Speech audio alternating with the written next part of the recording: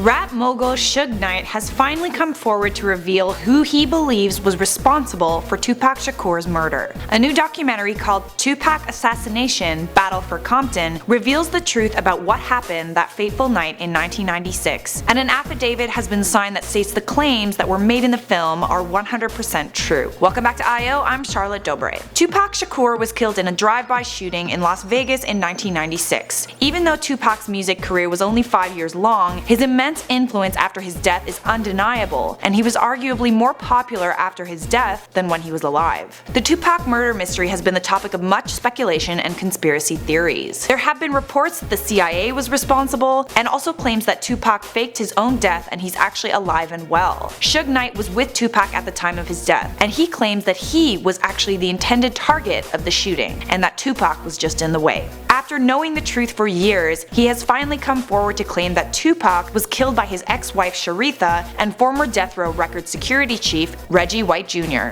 Knight alleges that the attempt on his life was the first of many. Suge Knight is currently behind bars awaiting a different murder trial where he ran over a man by accident. He was arrested in 2015 for charging toward two men at a burger stand in a Compton parking lot. The man who died was his friend and businessman Terry Carter, and he also injured Clay Sloan. He has been charged with murder and attempted murder. He has pleaded not guilty, and his story is that he accidentally hit Carter because he was trying to flee another attempted murder. There was another attempt on Suge's life at One Oak nightclub in LA, where Knight was shot 6 times. Knight has also been accused of shooting and killing Biggie Smalls in 1997. So why would someone want to kill Suge Knight? Well, he alleges that he also holds information about the death of Biggie Smalls. Not only that, but it's also speculated that Sharitha Knight orchestrated the murder to gain control of Death Row Records. Death Row Records was co-founded by Suge Knight, Dr. Dre, and Tupac. Suge's marriage to Sharitha was a messy one. 2 years before they were married, she filed a restraining order against him. They ended up reconciling and getting married anyway, but they got divorced the year after, and Sharitha demanded Suge pay $735,000 in unpaid child support. The hope is that this film and the confirmation will finally put an end to over 20 years of speculation. Tupac was coincidentally inducted into the Rock and Roll Hall of Fame last week. He's one of only 6 rappers to ever be voted into the Hall of Fame.